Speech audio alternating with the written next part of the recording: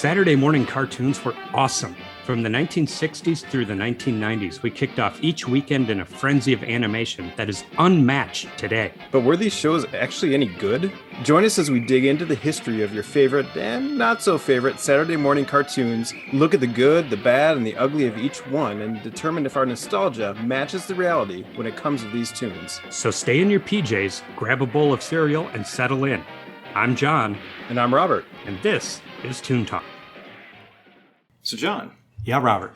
Can you think of a person or character in pop culture that kind of saw a career, their fate, it kind of fades off, and then they have this renaissance years later that they show up in the spotlight again? Like suddenly, like time goes by and suddenly, like, oh, I remember them. They're great. Now they're big again. Yeah. Yeah, boy. Well, Steve Martin has kind of been that way. Yeah, he's kind of always been like. The first thing that pops in my head is John Travolta. You think of, like, he was big in the 70s and he disappeared, then suddenly, like, then all of a sudden he's in a Quentin Tarantino movie. Yeah. And he's big again. Yeah. Yes. Tina Turner was another good example of that. Yeah. Yeah. Yeah, you see that happen a lot. Yeah. Like they have a resurgence once they mature a little bit, maybe. Yeah, or just something happened with, like, Robert Downey Jr. goes, talk about maturing. Yeah. Right, exactly. Get sober. Yeah.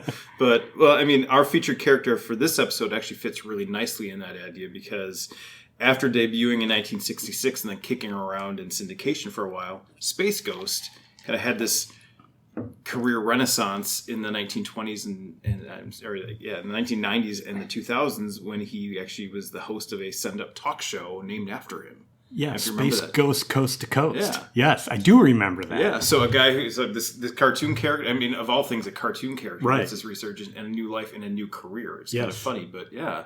Well, the juxtaposition of him being this serious superhero guy on this send-up of a talk show was the whole point. Yeah, and he's made it hilarious. And he's there with his villains. Right. Yeah.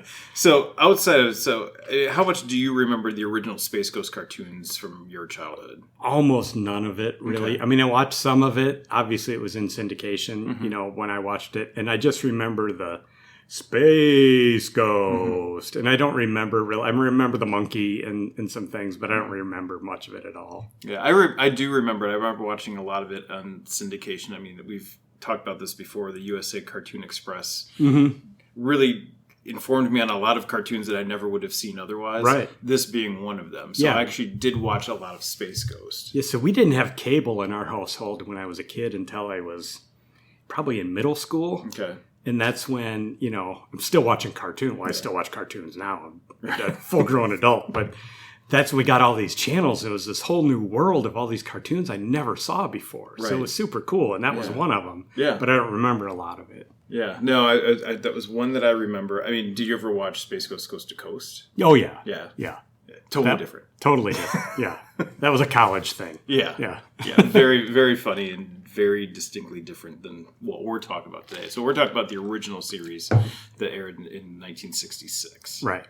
So Space Ghost is kind of at the time, was the latest in a growing number of adventure cartoons that Hanna-Barbera was cranking out in the 1960s. Starting in 1964, when they created Johnny Quest, which was a primetime cartoon. Which we need to add to our list. Johnny Quest is fun. Yeah, there's a lot to talk about in that one, too. Early 1966, Fred Silverman, who we've mentioned before previously, so he was the head of daytime programming at CBS, and he was one of the key cogs in making Scooby-Doo happen for Hanna-Barbera 3 years later. But in 1966, he specifically reached out to Hanna-Barbera because he was looking for a superhero cartoon because he's a fan of comic books, but he also wanted it to have space involved because, space, it's so hot at the time, Yeah, sure. It's so hot right now. Everybody, so he's like, we want in on the space thing and we want a superhero, so kind of turned it over to Hanna-Barbera. Hanna-Barbera then recruited a comic book artist named Alex Toth. So Toth, he'd been with the studio, he'd worked with them a little bit. But they kind of leaned on him, and he created a brand new cartoon character, from scratch called Space Ghost. Yeah. He also created, which we'll talk about a little bit. Not too much because, we don't need to, but Dino Boy. Right. So he created this entire show, which is Space Ghost and Dino Boy. And his actually, the Toth actually is a bit of a underground, like not even underground, but like a big name in Hanna-Barbera cartoons because his style actually would lead to a handful of other cartoons, which we'll touch on very briefly. And actually, they flow into the end of Space Ghost too. So he actually had his fingerprints are not insignificant in the history of Hanna-Barbera. But so he introduced, to Hanna-Barbera, he included like Birdman and the Mighty Mightor. So it's just like all these different series that would come new characters in the next few years. Yeah. So he has this original idea, and Space Ghost actually would emerge as Hanna-Barbera's first original superhero. Really? Yeah. First time they'd ever done something like new. that. Not from a comic book, just a whole new thing. And you can see a little bit of... So Toth was a DC Comics artist, and you can see there's definitely a nod to Batman.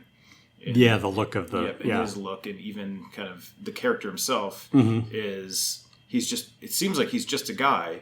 Right. But he's got these power bands instead of a utility belt. Right. And that's where all his... Instead of supernatural powers, he's got toys. Yeah, he's got the Batman. He's just a dude with a lot of really elaborate gadgets that make him super hard to beat. Yeah. So so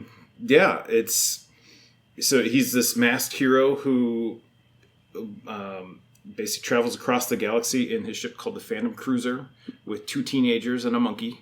Well, and why not? They operate from this planet, this mysterious planet called the Ghost Planet, and they just battle villains.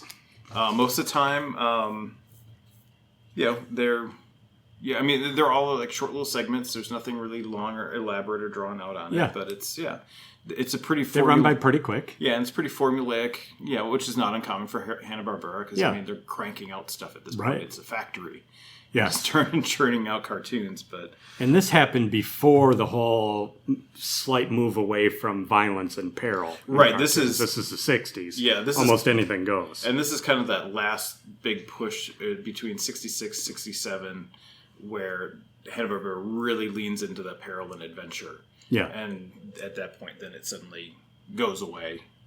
Just because of the real world encroaching on it. You think I don't listen to what you say, but I've been listening. I think we brought it up so many times. It's a matter. It's only just kind of happens. It's in there. Yep, it's in there. I'm trying to avoid it, but you keep talking.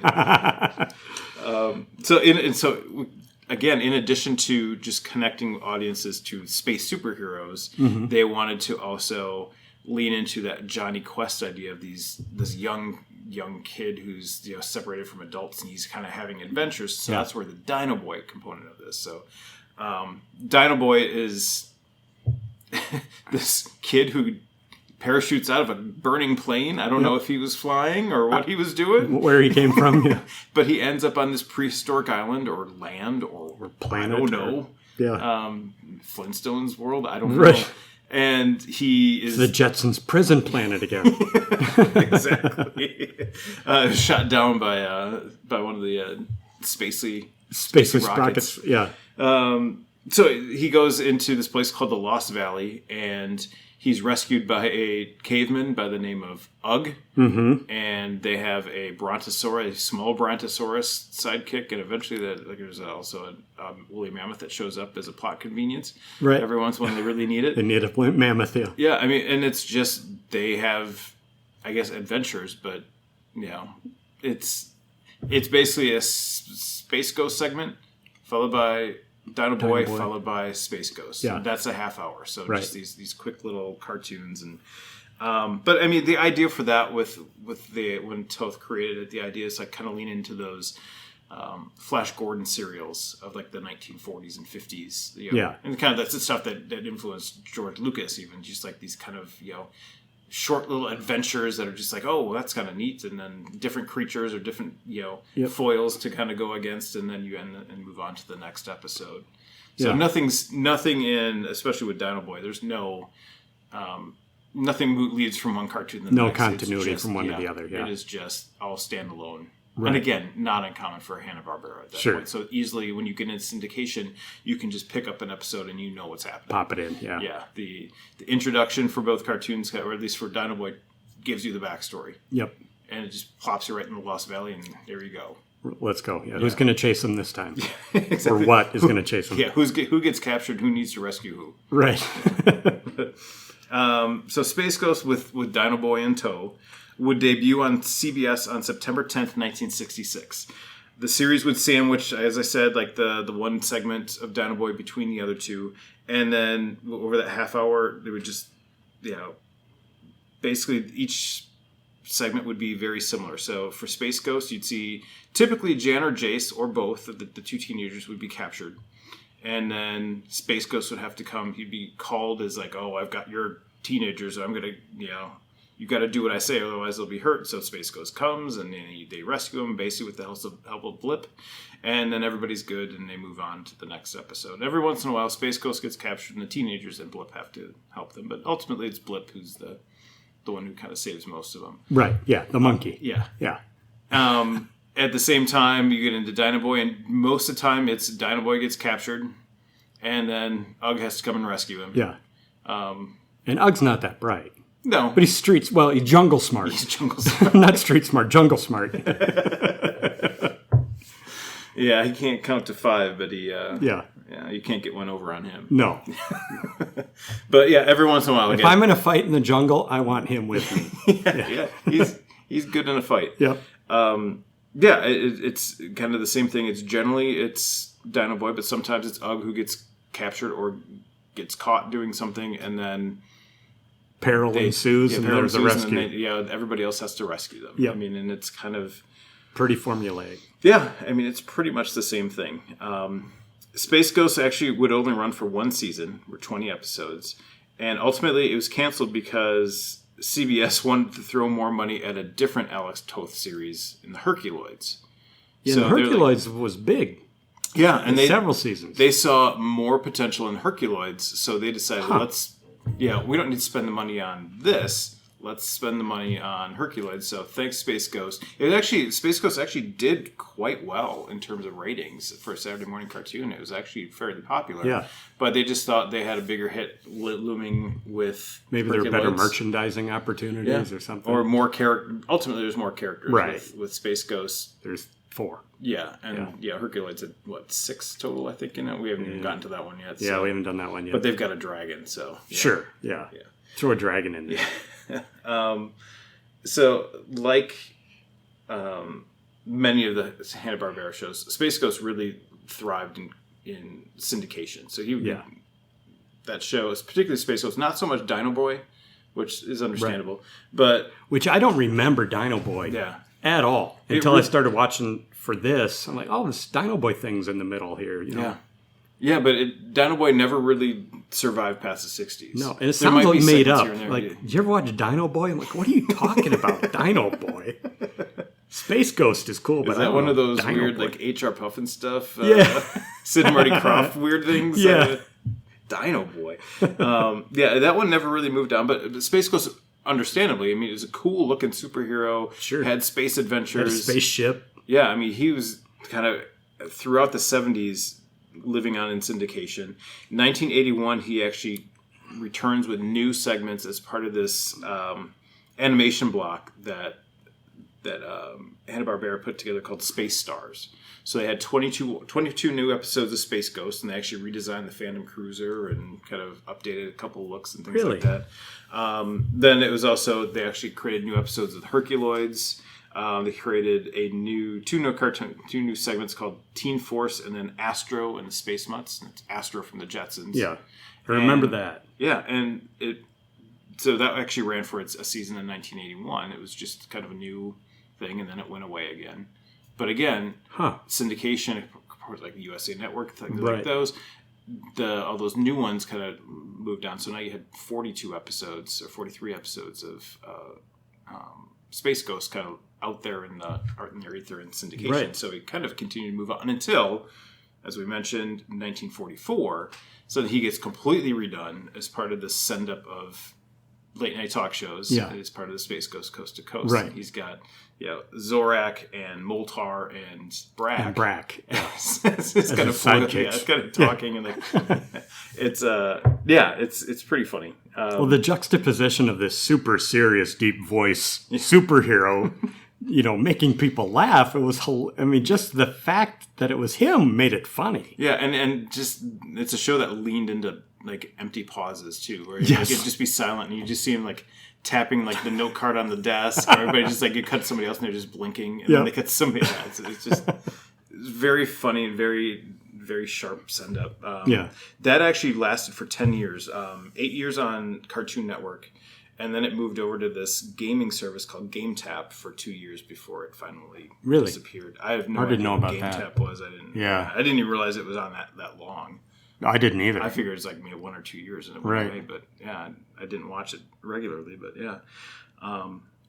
So that's kind of, and that's where, like, if you look up Space Ghost, you find more references to Space Ghost Coast to Coast than you do the original cartoons. But and it's not a big cast. Again, it's 4 characters plus all the villains, but with this original series, it had some definite heavy hitters. Yeah, in terms of voices. It's an interesting cast because not all of these people were really voice actors outside of this, with a few exceptions, obviously, but.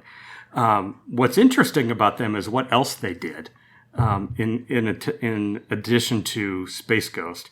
Space Ghost was also the narrator, played by Gary Owens, began as a radio personality. He played Blue Falcon on Dino Mutt.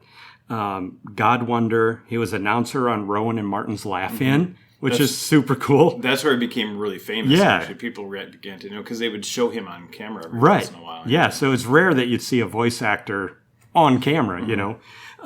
He did a couple of non-Muppet credits on Sesame Street, like background voices on Sesame Street. He did the opening theme for Garfield and Friends and the commercial for Super Mario Land 2. That was his voice. And he's a narrator on the pilot episode of Sonic the Hedgehog. But, you know, the Rowan and Martin's Laugh-In thing was just awesome. Yeah. I mean, it was super cool to find that. Jan, played by Ginny Taylor. She played Sue Richards, the Invisible Girl, in the 1978 Fantastic Four. Many additional voices for the Hanna-Barbera cartoons, like they'd find her in the hallway, here, come read this type of thing. Princess Anne on Gumby Adventures. Many credits as small animals, like the lamb in Mary Poppins, a parrot on Mr. Ed, and she was a squirrel on Sword in the Stone, because she had that little tiny voice that she could do to do these small animals. Her brother, Jace, in the show, voiced by Tim Matheson, did do some Scooby-Doo Mystery Inc. Did 13 episodes of that. On television, lots of television credits. Dr. Brick Breland on Heart of Dixie did 70 episodes of that show. Dr. Vernon Mullins on Virgin River, and played Vice President John Hoynes on 20 episodes of The West Wing. So I know who that is. Yeah. You know, it's like, wow, when he grew up, he became vice president. He grew up to become vice president. Yeah, how about that? Living the dream. All the way from Space Force to the White House. And then... they didn't look too closely into his history on background. Ghost Planet. Yeah. Right, yeah. His records are hard to find. Yes, they've been hidden away. All the genocide that took place. So Todd was played by John David Carson. He also played Dino Boy. In Dino Boy, and had a part in the movie Pretty Woman. He was Mark, one of the investors, was on Falcon Crest. A lot of episodes in the late 70s, 80s television hits like Chips, Taxi, Hawaii Five-0, The Fall Guy, and did 2 episodes of Charlie Angels. And he did a feature film, and after his feature film debut, he was sued by Johnny Carson for using the name John Carson. So he went by John David Carson, which is why he uses his middle name, because the funny man John Carson said, you can't use my name even though it's your name too. And apparently John Carson had better lawyers than John David Carson, and here we are. You're not funny enough to use my name. Apparently, yeah. Ugg was played by Mike Road. He was Lee Chin on Captain Caveman and the Teen Angels. Reed Richards in Mr. Fantastic with Ginny Taylor. John Butler on Valley of the Dinosaurs, and Race Bannon on Johnny Quest. So there's actual Johnny Quest connection here in this cartoon. And additional voices on the Godzilla TV series and new Scooby-Doo. Brack, played by Kay Luke, K-E-Y-E, Luke. I'm guessing it's spelled K or Key. Was born in China, grew up in Seattle, and was a commercial artist and a designer of movie posters.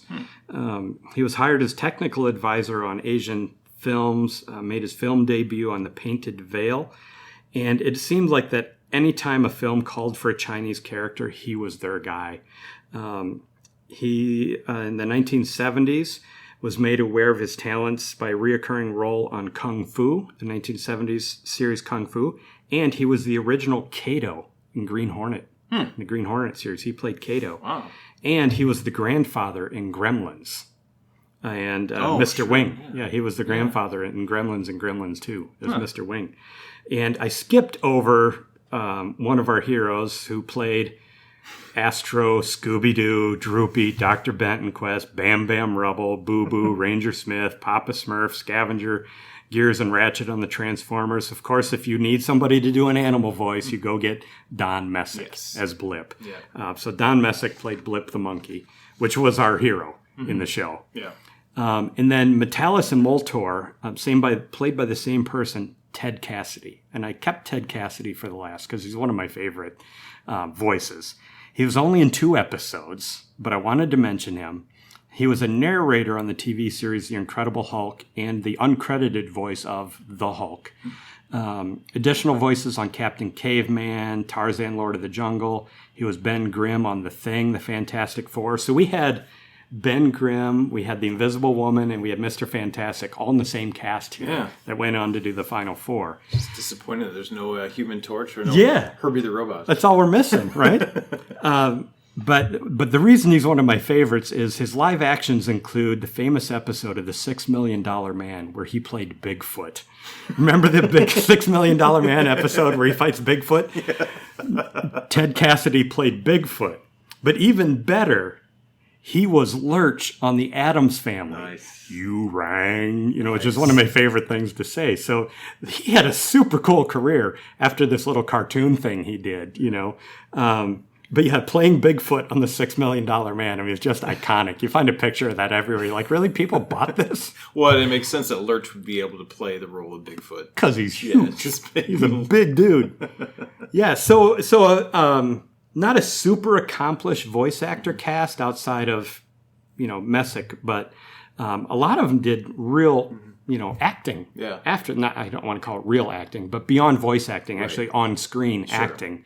After this. Yeah, had long, fairly significant careers. Outside of voice acting. Whether it's voice acting or otherwise. Yeah. I am going to throw out one more name that you didn't mention because he only showed up in one segment of a Space Ghost episode, and that's Paul Frees, who we've seen him before in a couple of the episodes. Yeah. I know him pretty well because he's the voice of the ghost host from the Haunted Mansion at Disney World, but he's done so many different voices. Foolish mortals. In this one, so... I don't know the irony of this. He plays a character named Zeron, but it's the name of the episode. It's Paul Frees, and he's the villain in the episode, the Iceman. Oh, that's hilarious.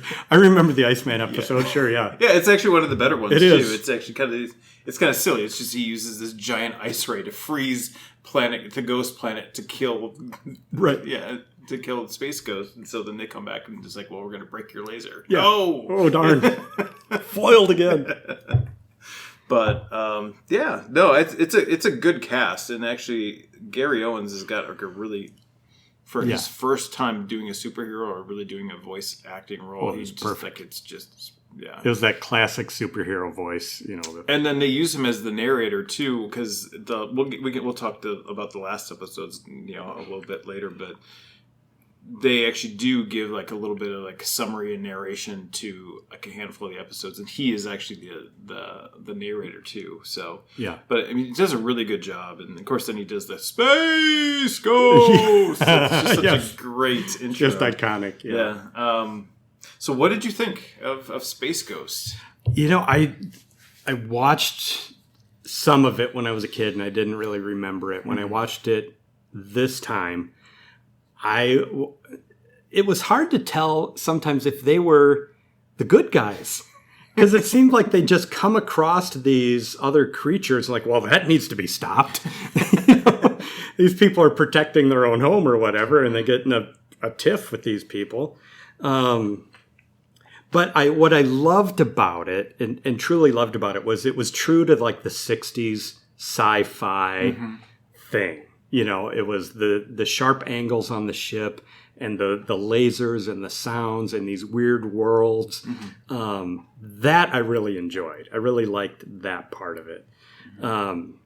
the animation was super cool. Yeah. Because it reminded me of those old cereals, and the old press tinned lunch boxes and stuff. That whole world was really cool and kept me intrigued. Like I always wanted to see, well, who's the next villain or alien they're going to run into, you know. So that I really enjoyed. Yeah, I like it starts with that design of Space Ghost. It's such a cool looking character. That draws you in right off the bat, which kind of helps sell it. Right. And he's wearing mostly white, like the good guys wear white, But then he's got the bright yellow cape and then the black hood. Yeah. It's really cool. And then he's got that really cool, just like this ghost symbol, kind of where he ties the cape on him. It's just it's really neat. I love the look of it. And it's kind of like a very clean look, which kind of helps sells it. But I like the diversity in terms of the bad guys. Anytime you get a superhero, like they kind of make or break them by their villains. Yes, and he's got some really good villain. Brack is a better foil in Space Ghost Coast to Coast than he is in the cartoons. He's got like him and his brother Cisco, or I can't remember what his brother's name is, but it's interesting because I like what they do where they really.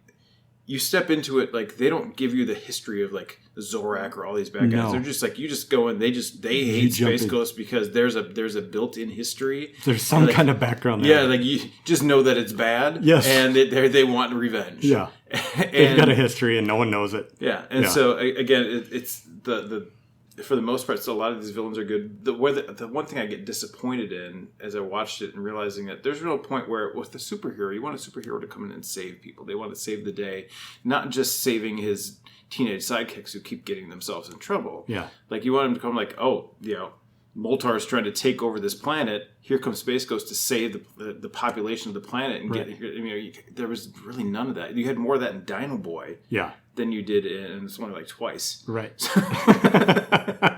So more or less than that. Yeah. But it was that was kind of the one thing I was just like I didn't remember.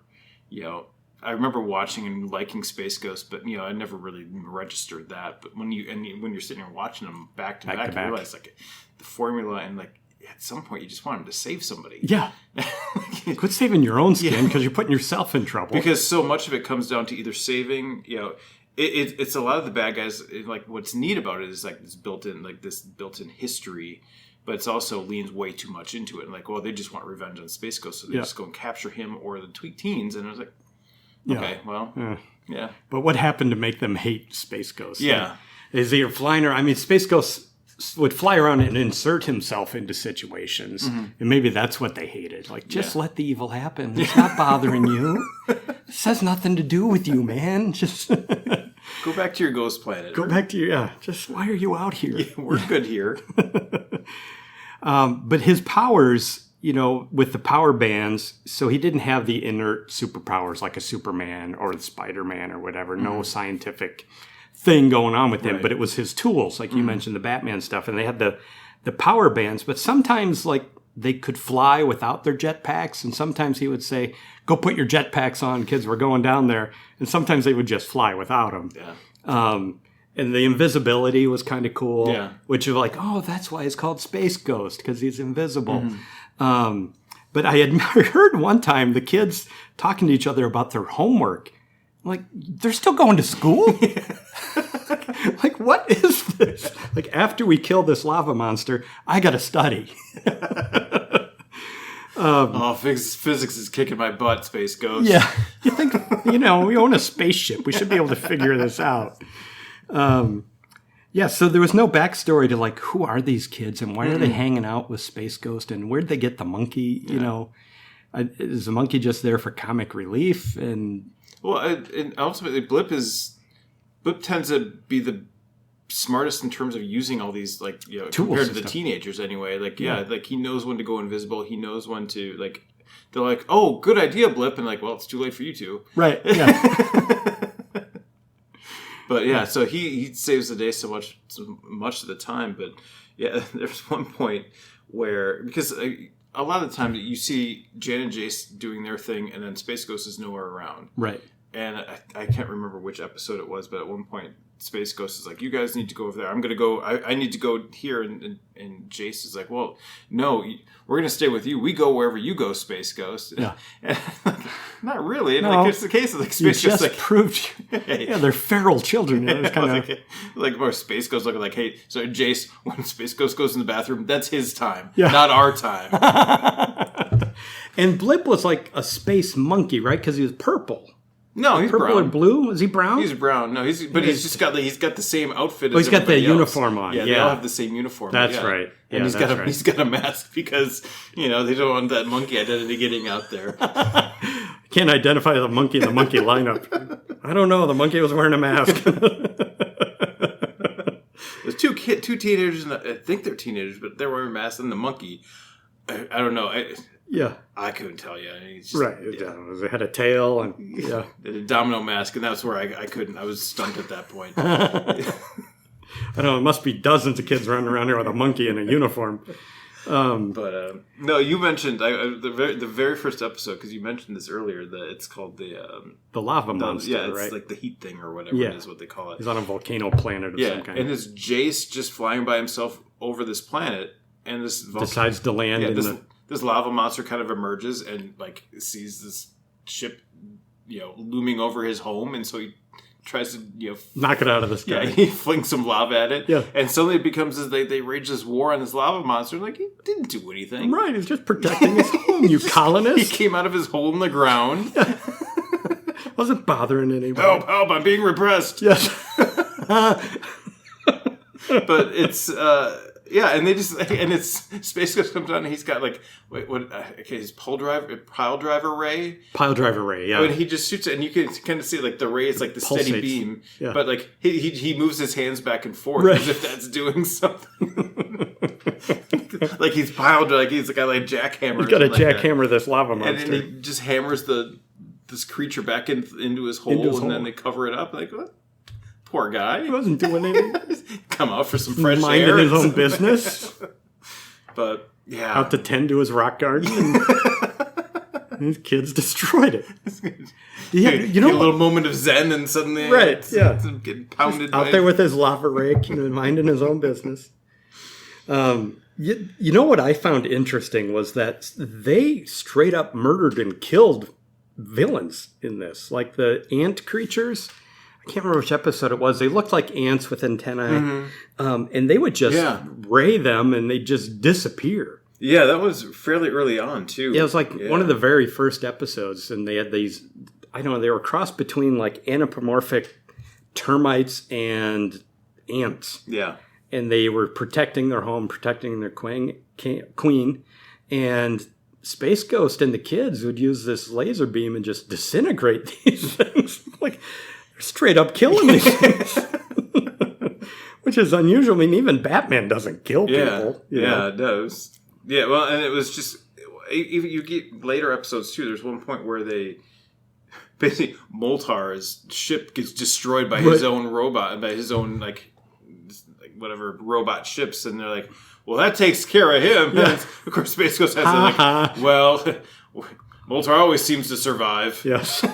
I've tried to kill him before. So in case you parents are upset, nobody, we can't prove that he's dead, so, yeah. No body, no body.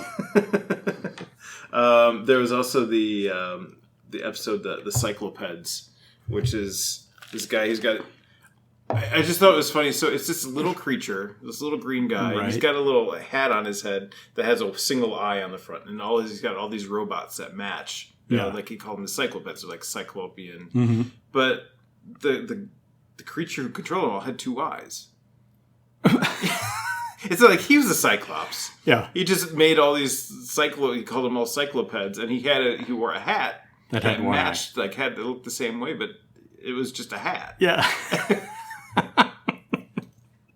He's like, just really into Greek myth. Yeah. Like, I'm big all in. I'm all in on Cyclops right now. At least he could have wore a patch over one eye, How'd you get that nickname? I bought this hat and people started calling me Cyclops. Or they tell you don't run with scissors. Yes.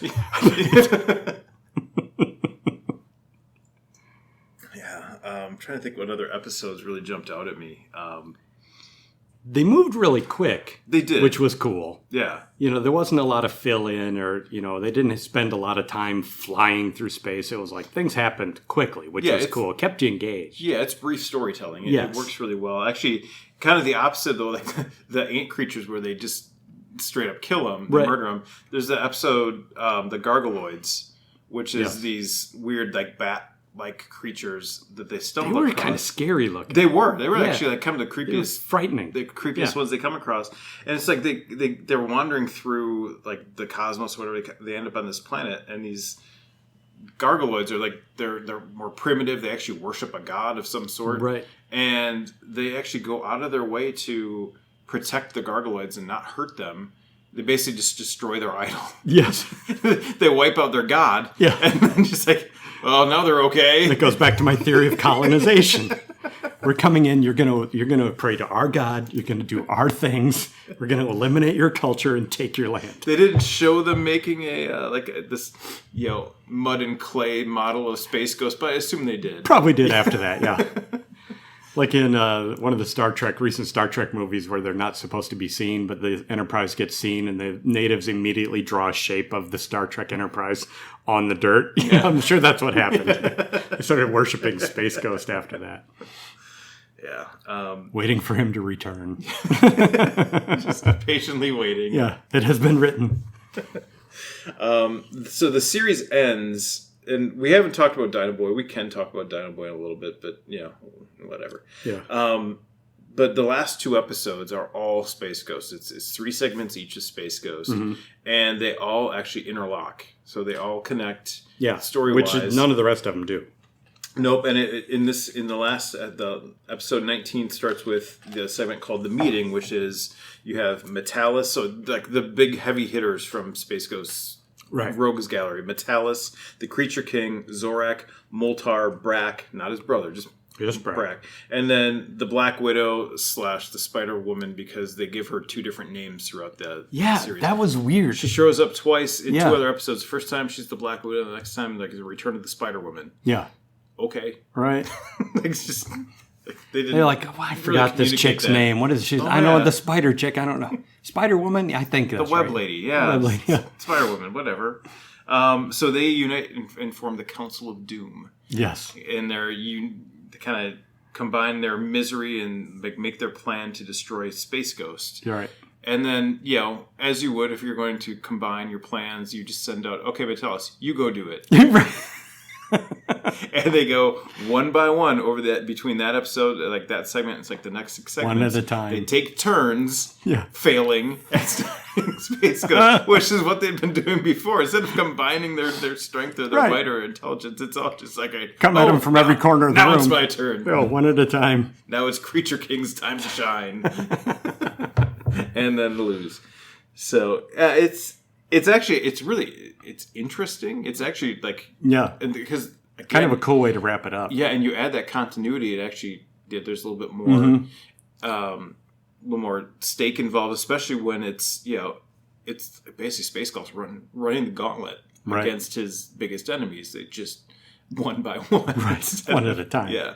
But it's, so 6 segments, but it's actually... It ends on a really high note. It's a really good way to wrap up that series. Right. It classic showmanship. It leaves you wanting more. So like I wanted that continuity and the struggle between him and these villains to continue more than the 12 minutes that you got to see it. Right.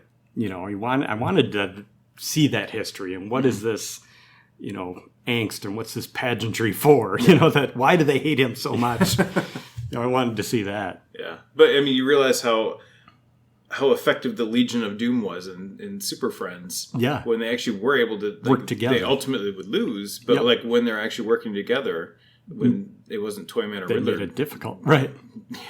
Jerking their plans around. Everything would actually... they would actually... would be work. On the verge of winning. I mean, even Gargamel would use his cat appropriately sometimes. You know what I mean? Gargamel, the ultimate team player. Yes. I mean, we can talk a little bit about Dino Boy. What were your thoughts about Dino Boy? Honestly, I didn't pay a lot of attention to Dino Boy. That's about the right approach to Dino Boy. Yeah. So Space Ghost I'd be watching it, and Dino Boy would come on. I'd go get something to drink, or I'd check my phone or whatever, and I'd kind of pay attention to it. And like, oh, look at that. And then, it reminded me of Land of the Lost. Exactly. That's on the nose. But wasn't as good. Yeah. It wasn't good enough to remind me of Land of the Lost. I'm like, why does this make me feel like Land of the Lost? Because it's not. But that type of peril and that world, it reminded me of that. And I loved Land of the Lost, so I wanted to like it, but I really didn't. Yeah, I mean, it's just forgettable. Right. Unfortunately. I mean, there's some of the animation, it's fine. It's confusing. Ultimately, it's what is this Lost Valley? What is this place? Yeah, and is he trying to get back to where he's from, or and why are there so many just very distinct different creatures? And it's not just they're individual creatures. It's just colonies of these different societies of ant people or whatever they are. Because they're all distinctly different. How big is this valley? Right. How are all these communities living coexisting? Is this a block at a time? Yeah. It's just how big is this? And and there's more questions. Where how is this kid on a plane? What happened to everybody else in the plane? Right. Did they kick him out because he was annoying? Katie Aspen Twickers. Yeah. Get out of here. I mean, it's... I didn't pay first class to listen to your kid whine the whole time. Get. Tell it walking, kid. Yeah. Or he was a stowaway, maybe. I don't know. Yeah. Pound sand, kid. Yeah, exactly. Yeah. But, it's just forgettable. It's fine. Yeah. I mean... I didn't hate it. No. But it is, I mean... unnecessary for this show. They could have done more Space Ghost, and I think it would have been Actually, would have been just fine. Do 2 15-minute segments instead of a 12, and a 12. Yeah, or even if they did three segments like they did the last 2 episodes, it would have been fine. Yeah. They could have done two tied-in episodes and then a standalone, or however they could have found different ways to make that work. But, Or with the foil, to do the first, episode is the creation of the conflict. The second episode is the battle. And the third episode is the resolution. That would be a cool formula, really. But it would have worked. They chose not to do that, unfortunately. Yeah. And here we are. But, right. Any other, last thoughts on Space Ghost? Not really. I mean... Did I like watching them? It's watchable. I'll say that. It's watchable. Will I watch them again? Probably not. Yeah.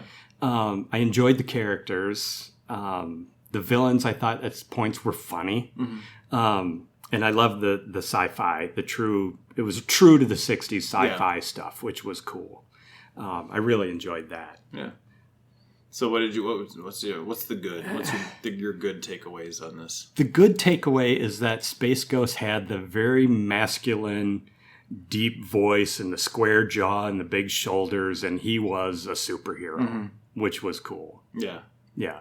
Yeah, I loved his look. I mentioned it before. I loved his look. I liked, you get a couple of those. I like the idea of this established history that you're kind of being thrown into. I like that idea. You don't need to know every single why Zorak and why Brack and all these people hate him so much.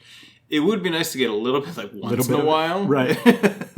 And again, but overall, I like that they trust their audience enough to just hey kid, jump in. This is a bad guy. Here's a good guy and here's a bad guy. He's a bad guy who hates Space Ghost. Right. And it kind of, you don't have to spend too much time on that exposition and setting it up. It's here's the conflict and just get right into it. Yeah. So, and again, that kind of leads to that kind of that makes it go quicker. Storytelling that makes it entertaining. Yeah, the serial storytelling type thing. Yeah. Yeah. Yep. Yeah, and the bad and ugly. I mean, the bad was I wish I'd known more. Had more opportunity to know these villains. Yep. And And the ugly was just the straight up like getting into the business of something they didn't need to be in, like the lava monster, just minding his own business. And you landed on his planet, and now you're like, well, we need to deal with him.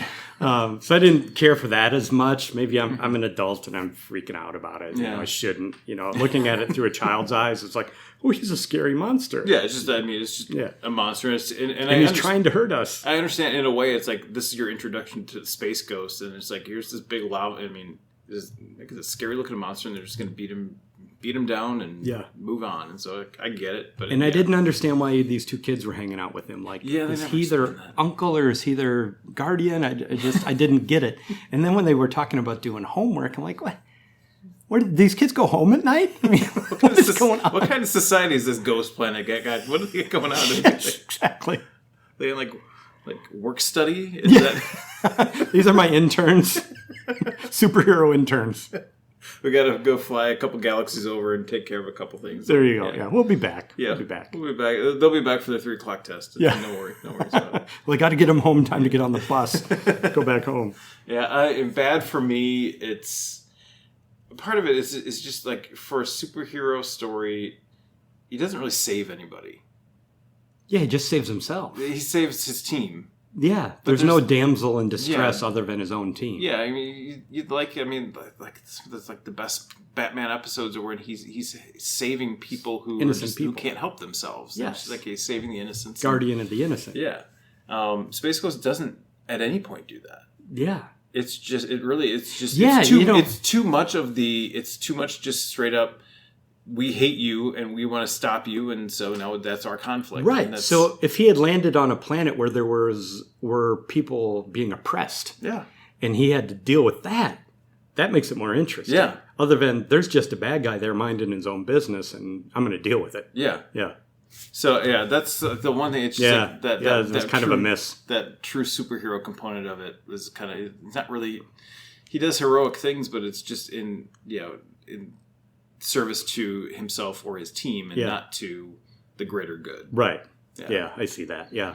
But I didn't really have any ugly. I was kind of back and forth on the voice of Brack and his brother Cisco because they're Chinese. That Chinese. But at the same time, there weren't any real cultural tropes. No, there was no trope at all. Voice, and it was just kind of those voice, and it was just they were consistent between just those two characters, and it was And they're aliens, so you've got to come up with different kind of ways to do it. Different culture,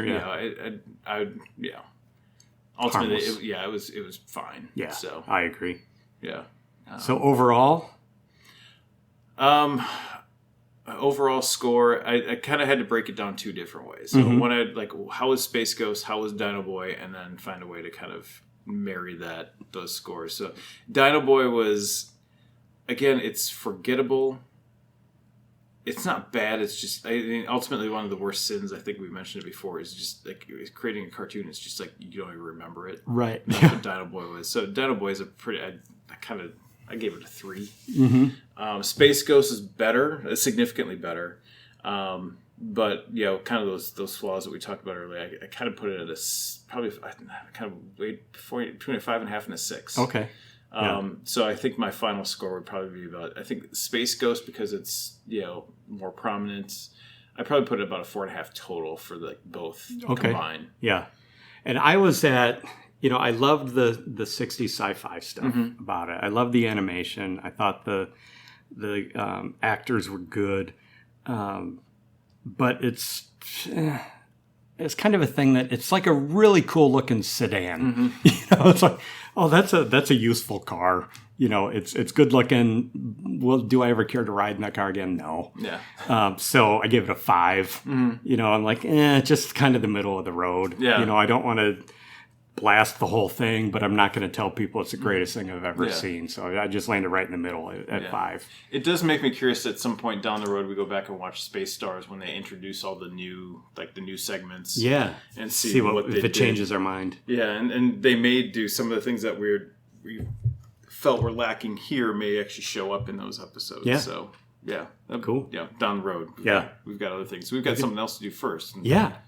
Yeah, there's a big blockbuster movie coming out this summer. the new Superman movie, and I'm a huge fan of Superman, or I'm a super fan of Superman, I should say. Nice. And my little sister is a fanatic about Superman. She'll consume anything Superman. So I think we need to go back and look at Superman the animated series. Oh yeah.